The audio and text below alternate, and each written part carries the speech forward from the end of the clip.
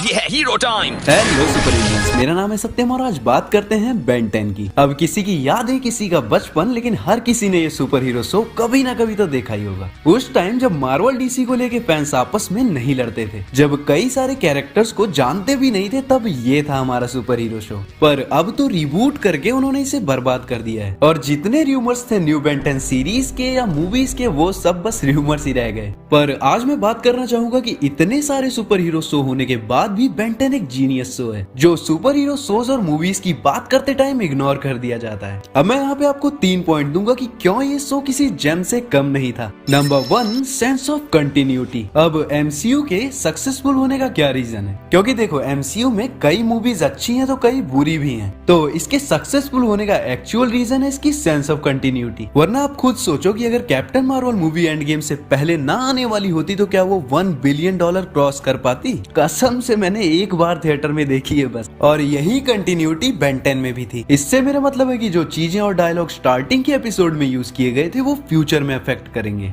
और ये सबसे स्टार्टिंग ओरिजिनल बेन 10 में ही दिख गया था। इस सीरीज के एपिसोड चाहे ऐसे लगे कि बस बाकी कार्टून जैसे डोरेमोन की तरह रैंडम है, पर ये शो अपने यूनिवर्स को समझता है और एमसीयू की तरह रेफरेंसेस और बिल्डअप का यूज करके एक लाइनर स्टोरी लाइन चलाता है, और इसीलिए ओरिजिनल सीरीज को इग्नोर करना सही नहीं है। वो एमसीयू के फेज 1 की तरह है और उसी के बिल्डअप्स ओमनीवर्स तक में काम आए थे। और अब आते हैं अपने सेकंड पॉइंट, यानी कि स्टोरी डेवलपमेंट पे। अब जैसा कि मैंने बोला कंटिन्यूटी के बारे में, तो उसी के जरिए स्टोरी और कैरेक्टर्स का प्रोग्रेशन भी होता है। जैसे ग्वेन और बेन का एक दूसरे पे डिपेंड करना, बेन का और रिस्पॉन्सिबल होना, और इतना ही नहीं, इसके विलेंस वन टाइम नहीं होते थे एमसीयू की तरह, पर सीरीज के आगे बढ़ते बढ़ते उनका भी डेवलपमेंट हुआ है। फिर चाहे वो उनका आपस में टीम अप हो या फिर उनके प्लान में कोई चेंज हो। इवन एक विलेन जैसे कि विल गेट्स कितनी भी बार अटैक करे, वो स्टोरी लाइन कभी सेम नहीं लगेगी। और फिर इन्होंने हाइब्रिड जैसे एलियन के साथ जो न्यू एरा स्टार्ट किया था, वो भी कमाल का था। इवन अगर तुमको ओमनीवर्स सीरीज पसंद भी ना हो क्योंकि वो थोड़ी सी चाइल्डिश हो गई थी, तब भी तुम देख सकते हो कि उसमें भी स्टोरी के मामले में बहुत ध्यान दिया गया था, छोटे से छोटे पॉइंट पे भी।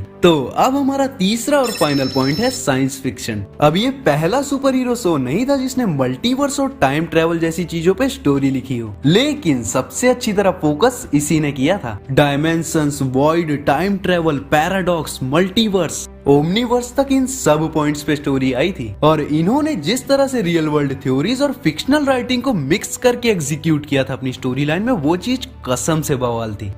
इवन किसी भी लाइव एक्शन और even animated super hero movies या सीरीज में इतना फोकस और इतनी डिटेल में इन इश्यूज पे ध्यान ही नहीं दिया। तुम्हें पता है बेन 10 की लाइव एक्शन मूवी जहाँ पे इयॉन आता है, अब लोगों को वो मूवी उतनी पसंद नहीं आई, लेकिन वो मूवी खुद दूसरे डायमेंशन में एग्जिस्ट करती है, अपने मेन बेन 10 वाले में नहीं। और वो मूवी बस इयॉन को इंट्रोड्यूस करना चाहती थी, जिसका पता हमें शो में चलता है। जब इयॉन मेन बेन को कैप्चर करने आता है, उसके बाद अलग अलग यूनिवर्स के बेन्स का कनेक्शन, और ओमनीवर्स में फाइनली इतने सारे बेन टेनिसंस को लाके इस पूरे प्रोजेक्ट को और आगे ले गए। सच कहूं तो मेरा जितना भी साईफाई ज्ञान है, जिसकी वजह से मैं कोई भी साईफाई थ्रिलर मूवी या सीरीज एक ही बार में समझ जाता हूं, उसका क्रेडिट बेन 10 को ही जाता है, क्योंकि इन सब में इंटरेस्ट और इतनी ज्यादा डिटेल में नॉलेज यहीं से आया था। अब ये 3 पॉइंट तो हो गए कि क्यों ये यूनिवर्स इतना ज्यादा पोटेंशियल रखता है। अगर तुमने ओमनीवर्स देखा होगा तो तुम्हें पता होगा कि इस यूनिवर्स की डेप्थ कितनी है। एलियन एक्स जैसे एक एलियन की ही लोर बहुत ज्यादा है। इजिली साइड कैरेक्टर्स, उनकी स्टोरीज, बेन के एडवेंचर्स और मल्टीवर्स, इन सब को अगर मिक्स कर दें तो एमसीयू से भी बड़ा यूनिवर्स बन जाएगा, और जिसको मैच्योर ऑडियंस भी एंजॉय कर पाएगी। और अभी भी जब लोग बेन 10 के बारे में बात करते हैं तो मोस्टली वो उसके पावर्स के बारे में बात करते हैं। हाँ भैया, मानता हूँ वो बहुत पावरफुल है, और एलियन एक्स ने खड़े खड़े पूरे यूनिवर्स को रीबिल्ड कर दिया था। पर कभी किसी ने बेन की स्मार्टनेस की बात की? क्योंकि अगर ध्यान से देखोगे तो बेन अपनी स्मार्टनेस से ही स्टार्टिंग से कई बैटल जीत चुका है। तो हाँ, अभी भी मैं इस चीज के लिए होप करता हूँ कि मैन ऑफ एक्शंस के साथ मिलकर डब्ल्यूबी फाइनली बेन 10 का यूनिवर्स बनाएगी,